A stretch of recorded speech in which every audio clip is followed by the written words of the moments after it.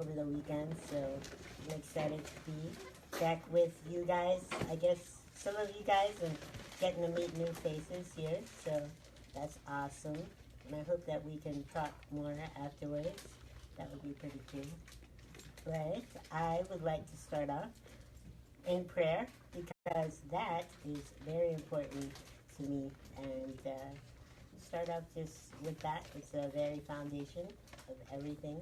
And so I'll pray. All right. Heavenly Father, we come to you, giving you thanks for this day. Lord God, I pray that you would speak through me, that you would give me the words to say that someone in this room may need to hear, that you would draw them to you, and they would know you deeply. And I pray that through Christ. Amen. Amen. So, a little bit about me. I'm Ricky, and you're probably wondering why I'm in a wheelchair. And so I would like to explain what my condition is. So I was born with a brittle bone condition called OI. But the long name of it is called osteogenesis imperfecta. Can you guys say that? Osteogenesis imperfecta. There you go. Good job, guys. I like that. Yes, that was cool. I knew how to say that at like 2 years old because I was always at the doctor's, and the reason that is because my bones break very easily. So my life has had many obstacles that are because of my condition, and then also just life in general can be very challenging. I have broken 25 bones, but over and over again. So I've probably broken like 150 to 200 times. That's a lot. That's a lot. But the cool thing is that in that, God has worked and shown his love to me. I want to narrow in on some stories in my life. The first of which is when I was very young, and I had to have an important surgery when my back was crooked. I had scoliosis. So I had to have surgery and straighten out my back. I lost a lot of blood. And the doctors were like, really confused as to how I was still surviving and still living. And my family, they were praying for me. And God worked in the midst of that. It took 6 months to recover from that surgery, which is a long time because I had to lay on my back that whole time. And while I was laying on my back, I was still not believing in God, but I knew that it was his hand upon me during that time. Fast forward a couple of years, I'm in high school, and when I'm in high school, I'm going to wait for my bus one morning, and what had happened was a couple houses up from my bus stop, there was a guy who was pulling out of his driveway, and he was going rather quickly, and he was throwing gravel up and coming in my direction, and he ended up swerving and hitting me, which had me pinned between his car and my granddad's car, which is crazy because my bones, they break very easily, that I didn't die. A couple days prior to that, my grandfather was going to work on his car, and the Lord spoke to him, impressed upon him to leave his car there, which is a good thing because that car saved my life. Like, could you imagine just like a drunk driver hitting a guy in a wheelchair. It's kind of a crazy thing to imagine. But the cool thing is that God worked in that. I only broke, and I say only, because for y'all, this would be a lot, but for me, it's not. I broke both of my arms and one of my legs. So that's pretty cool, being that my bones break kind of like glass, like china. And that was another time where God, like, really showed himself to me. It was awesome. But I didn't really accept him then. I actually started going to clubs and drinking, and, you know, I was going further away from God. Yeah. And it wasn't until one day I was hanging out with my stepbrother, and he, you know, I told him, you know, something is happening in my life. I need to give myself to God, to Christ, because I was living this double life where everyone saw the guy in the wheelchair, this guy that, you know, seemed very nice and pleasant to people, and then on the other hand, I was drinking and smoking, and no one knew that about me. And so God really pulled me to him,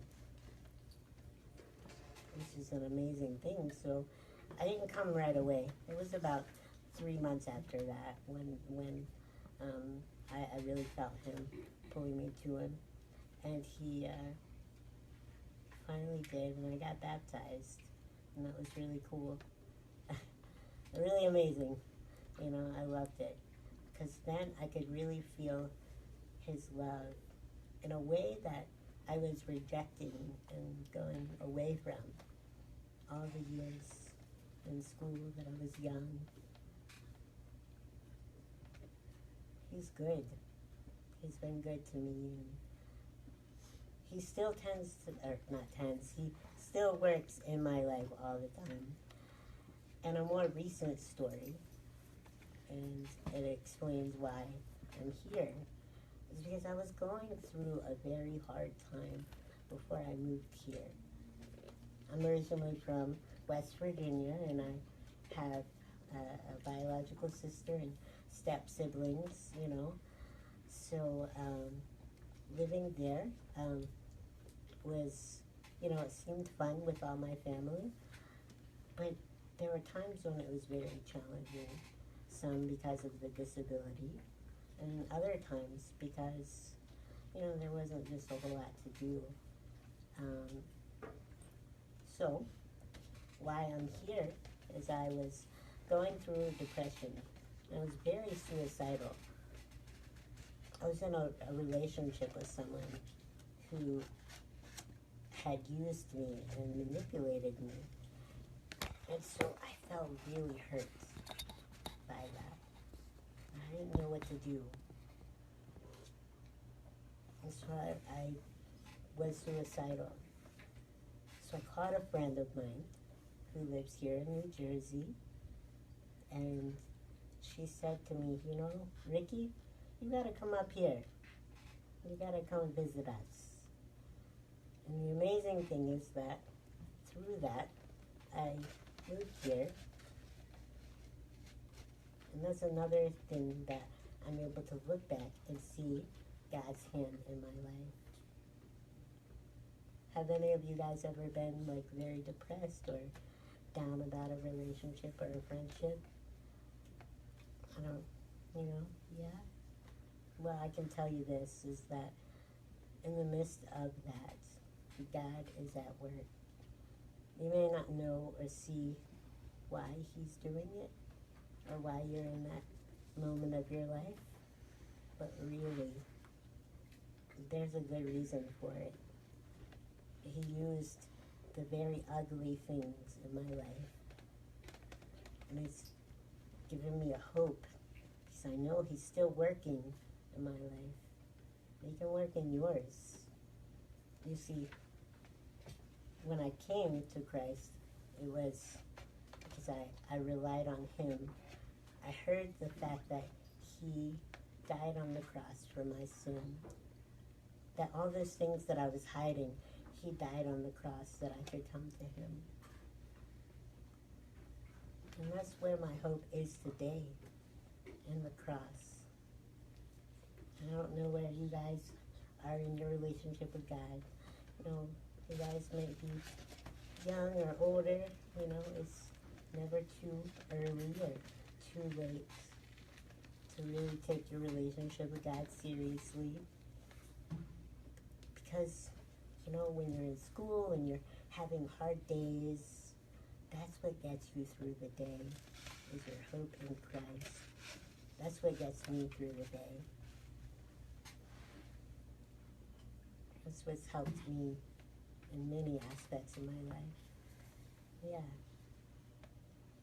So I wanted to come and share this hope with you guys. This hope that you guys can take a hold of.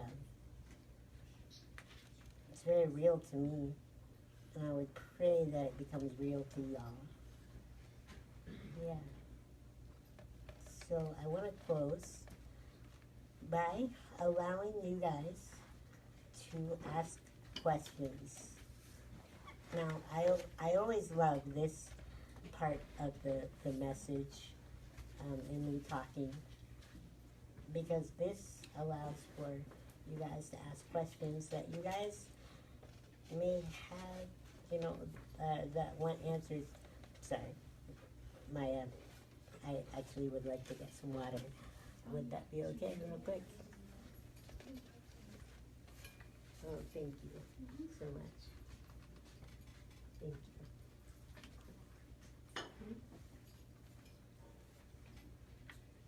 All right. There we go. Okay, sorry about that. So this allows for you guys to ask questions that you have. For me, someone who is in a wheelchair, who has a disability, but also someone who is of the faith. So let me tell you a question that I've gotten before. It's very practical. Is how do you go to the bathroom? I want you guys to feel safe in asking any kind of question. Yeah, so feel free to ask away, and I can answer your question. Yeah, so, yes. Where are your parents? Like, where were your parents when you were younger and you found all this out? When I found out that I was disabled, Yeah. West Virginia. I grew up there in a town called Martinsburg, and so my parents split up. They divorced when I was a child, not because of my disability, but I'm pretty sure that may have caused some troublesome times in their marriage. But they were always, and they're still in West Virginia. Mm-hmm. Yeah. You have a question? I was gonna tell you something. My uncle, the same thing happened to him. He has a prosthetic leg because he got hit by a car and he was helping an old lady get something out of her trunk, and a guy came up and hit him, and he lost one of his legs. Ooh. I'm very sorry to hear that. It's okay. Yeah. How's he doing now, though? I don't know. I haven't seen him in a while, but I'm going to see him in September. I haven't seen him since I was 2.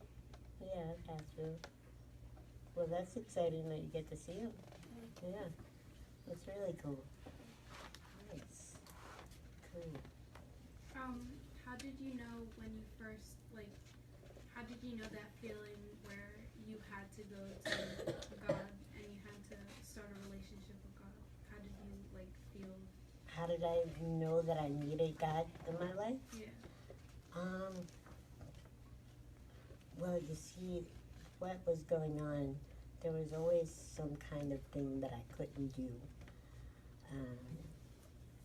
Wasn't able to play soccer or football with my friends, and it was very depressing, and it made me very uncomfortable in my life. Like, I was always kind of down that I couldn't do certain things. And so it was really that came about when I was probably like 19-ish, and that's why I was drinking and I was smoking pot, things like that. So I was trying to cope and use that for hiding my depression. Yeah, so about 19. Mm-hmm. Yeah. Mm-hmm. So, yeah. Does anyone else have questions? No? What was the hardest part of growing up? The hardest part, what was the hardest part of growing up? Let's see. I would say running really fast. That was always really hard. Or always being short. No, so the hardest part of growing up was, let's see, it's a good question. I think it was learning what I could and couldn't do. So when it came to putting my toys away, I knew that if I got something out that was higher than I could normally reach, I wouldn't be able to put it back. I just kind of pulled it down off of the shelf, and I could have hurt myself like pulling something down. So learning when I could like put pressure on my arms and transfer and scoot around, move around from place to place. Learning how to be careful in all times of my day, Yeah, so that was probably the hardest thing. Learning was what I could and couldn't do. In fact, I'm still kind of learning that. I'm learning that I can do a lot more than I thought. I've gone kayaking, which I never thought that I could do that, which was so cool. Do y'all like kayaking? Have y'all ever done? Yeah? That's cool. I love it. I want to go again, I want to get one, so eventually. But yeah, I love kayaking. I love fishing. I didn't actually talk about that with you guys, the things that I like. I love fishing. I love coffee. I love Jesus. And I love coffee a lot. I don't know if I mentioned that one, but I love coffee. So I'm always at Starbucks or a local coffee shop. Yeah. Do you guys like coffee? Can you tell that story that you told on the retreat when people stare and how you react to it? Oh, yeah. Okay, so, I'm in a wheelchair. I mentioned that. And I'm not sure if you guys can see it, right? So people tend to be curious and they tend to stare. And they're afraid to ask questions. So they just stare. And I like to have fun with it. I like to act like I don't see them. And I'll jerk my head and look at them really quickly and make them really uncomfortable. And like, it's a funny thing. I like to do that because it's like it sets some humor in something that might be awkward for some people. I find it to be pretty cool. Yeah, so I think that I would encourage y'all, if you guys do see someone who is in a wheelchair or looks different, I would say go up and talk to them. Don't be afraid to ask questions. Be polite, obviously, but talk to them. Chances are they may be very social. I'm a social butterfly, so I'm just like, I love talking, and so which is probably why I'm here, talking to you guys. No, I love it. Yeah, go up and talk to them. Introduce yourselves, because I'm sure that would make their day. Yeah.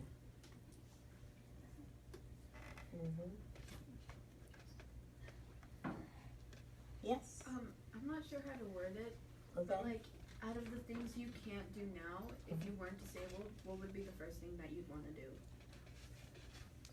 Oh, what would be the first thing I would want to do if I could walk? Right? Is that your question? Or- Yeah, basically. really? I don't know how to word it. Right, I got you. No, you're good. So if I were in a wheelchair, the first thing I would do is probably run a mile.